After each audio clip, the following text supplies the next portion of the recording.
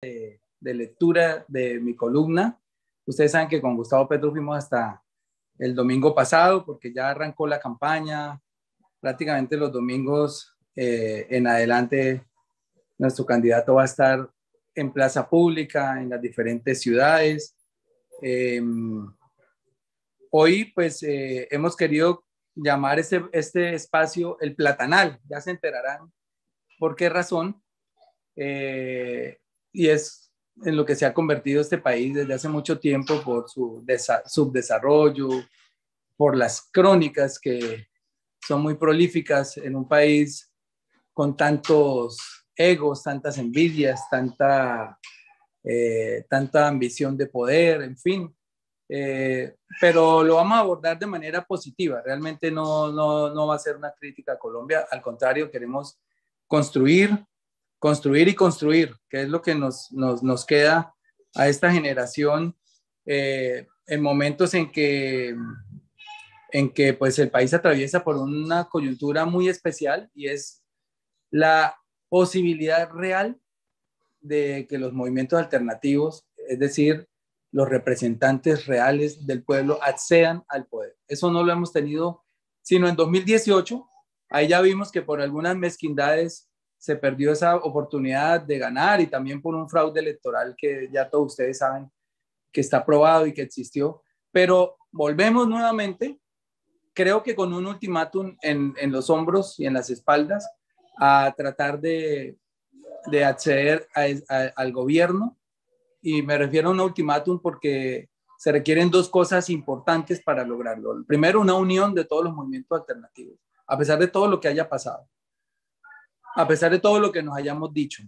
Pienso que tenemos que estar a la altura de la circunstancia y del momento histórico, y eso implica hacer concesiones de grandeza, comernos algunos sapos si toca y llegar unidos. Esa es una de las condiciones. Y la segunda, cuidar las elecciones. Pues quería contarles, ahora les cuento un poco más, que sobre eso ya estamos trabajando.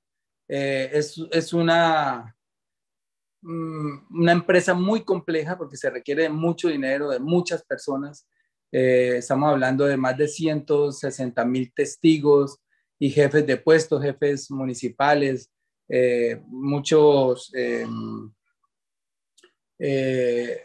mucha organización departamental.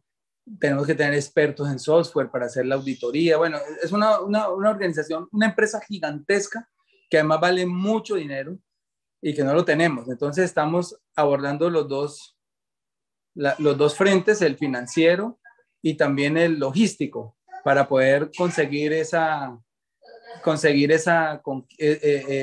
defensa electoral muy óptima, por lo menos del 90% de las mesas de Colombia, para poder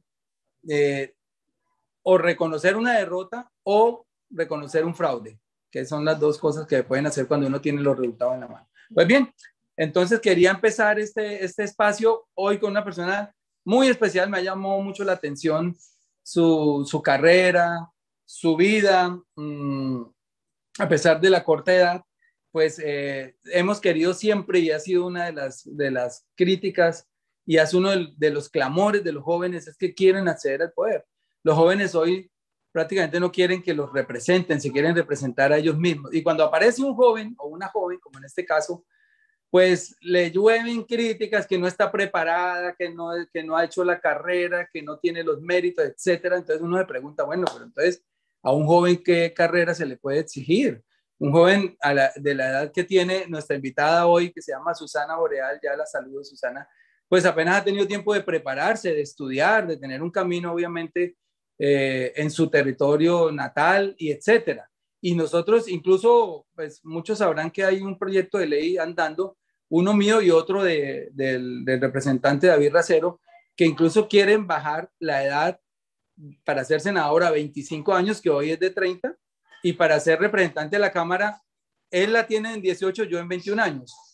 Entonces, imagínense si algún proyecto de esos fuera aprobado, ¿cómo le van a exigir a un joven de 18 años pues que ya sepa, que ya tenga una carrera de físico nuclear o doctorados o maestrías o una experiencia en la administración pública? No, lo que se trata es de que los jóvenes con su juventud, con su ímpetu, con sus ideas y con sus sueños también lleguen al Congreso. Lo harían mejor que el 90% de los que están ahí sentados. Yo los conozco, tremendos vagos.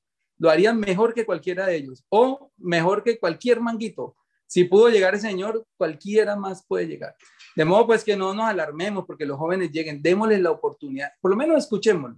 Y hoy queremos escuchar a una joven que a mí me ha parecido que tiene la valentía para metérsele a ese nido de ratas y poder enfrentar a estas mafias que, como ustedes se han dado cuenta, en mi caso no es fácil. No es fácil. Susana, te saludo, buenas noches. Tienes que saber, más que estar preparada para legislar, que de todas maneras eso se aprende y vas a tener unos asesores en todas las materias y gente muy preparada. Lo que uno tiene que estar preparado es tener la mente bien puesta para que no te afecte pues todas las críticas, todos los ataques que vas a recibir. Y bueno, la primera pregunta que te hago con el saludo, Susana, es si estás preparada para eso. Buenas noches, Susana. Gracias por aceptar la invitación. Buenas noches, Gustavo. Muchas gracias por invitarme a este espacio tan chévere. Pues a mí me gustaría es preguntar más bien qué significa estar preparado en Colombia. O sea, ¿cuántas personas realmente, por ejemplo, tienen acceso a la educación? ¿Cuál es el nivel de alfabetismo que hay en Colombia? Entonces, ¿qué es estar preparado? O sea, porque alguien tenga el privilegio, por ejemplo, de entrar a la universidad o que se tenga que endeudar para entrar a la universidad privada, o las personas que alcanzan cupos, por ejemplo, en el SENA. Pero ¿y qué pasa entonces con los demás jóvenes que ni siquiera pueden ir al colegio? Tantos jóvenes campesinos que tienen que abandonar los estudios porque les queda a 2 horas caminando el colegio, o porque los desplazan, o porque un montón de situaciones, o el analfabetismo, o porque o trabajan o estudian. Entonces una persona de esas, por ejemplo, no puede llegar al Congreso.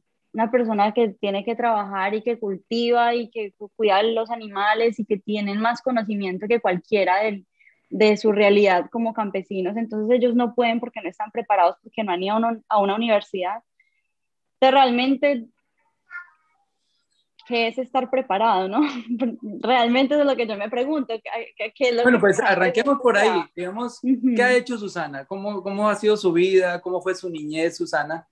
¿Dónde nació? ¿En qué barrios transcurrió su juventud? ¿Dónde estudiaste? Cuéntanos un poco de eso.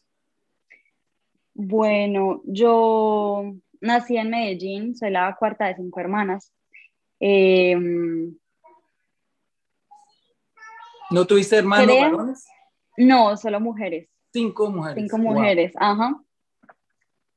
Viví toda mi vida en el occidente de Medellín, entonces entre el barrio Santa Lucía, que es de hecho muy cerquita a San Javier, viví también una parte de mi vida en unos barrios de la Comuna 13 y en la Floresta también, o sea, Las siempre en comunas toda esa zona. noroccidentales, más o Ujú, menos.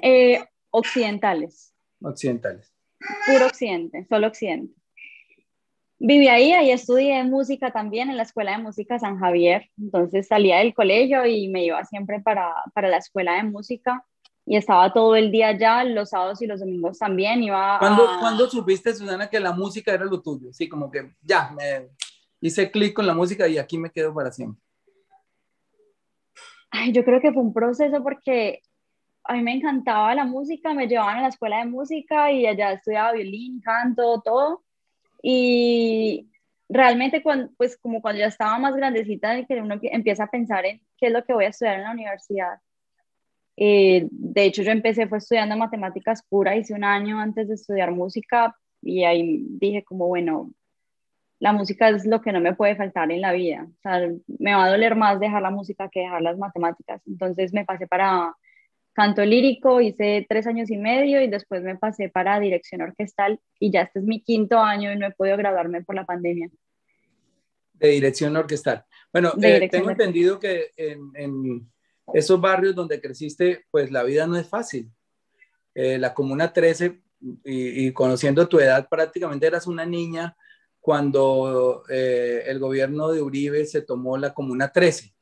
Eso fue por allá 2002, 2003, 2002, etc.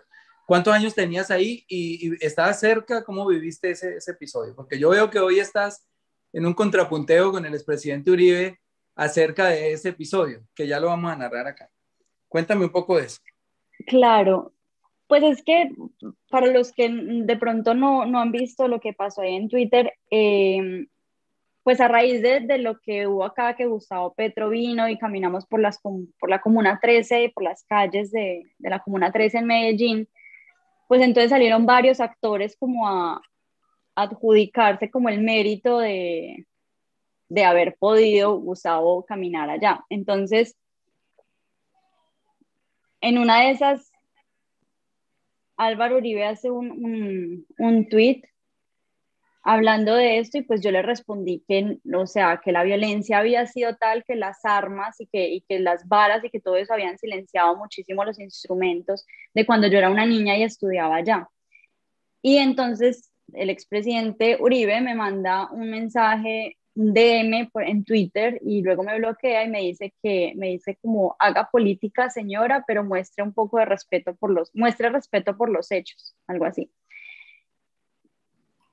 Y pues vimos que hace poco ante la Comisión de la Verdad hizo lo que él siempre dice, que es todo se hizo a mis espaldas, ¿cierto?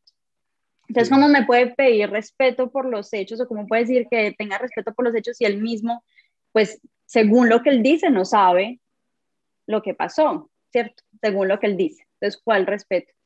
Pues te puedo contar que cuando yo era pequeña, yo tenía como 8 años, yo en ese momento vivía en Santa Lucía. Santa Lucía es como el límite entre la Comuna 2 y la Comuna 13, que es el barrio que queda más cerquita a San Javier. De hecho, el metro pues pasa por ahí.